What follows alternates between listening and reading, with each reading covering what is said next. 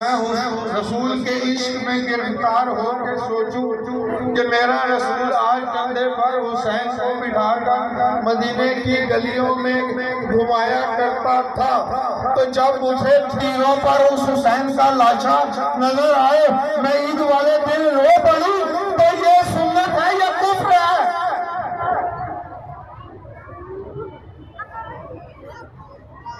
جو مہر نبوت کا سوال تھا، جس دن دنیا اپنے باپ کی قبر پر پھول ڈالنے عید والے دن جائے تو یہ اسلام، اور اگر عید والے دن مجھے حسین یاد آئے اور اس کا بے گور و کفن لاشا میدان کربلا میں تیروں پہ دکھائی دے اور میں رو پڑوں اور کپڑے نہ پہنوں تو میں کافر۔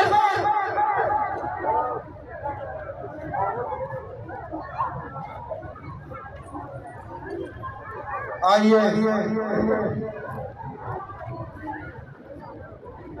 رسول کو مانگ رسول کی ہر قول و فعل پہ عمل کریں۔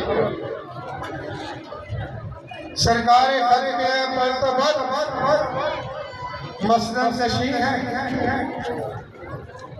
مسند کے لیے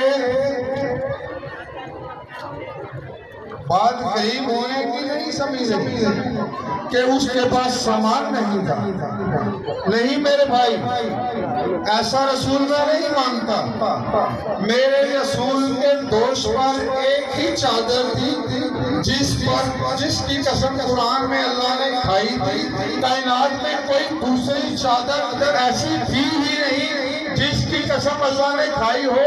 رسول نے اس چادر کو مسند بنایا اور اس پر بیٹھے ہوئے ہیں اور دنیا کو درس انسانیت دے رہے ہیں، اساس وجود ہے۔ یہ کام مجمع عام میں ہے، سنتیں یاد رکھنی ہیں۔ ادھر سے سید عالمین نے دروازے سے قدم باہر رکھا، مسجد نبی بازار نہیں تھا، مسجد نبی کا سیل تھا۔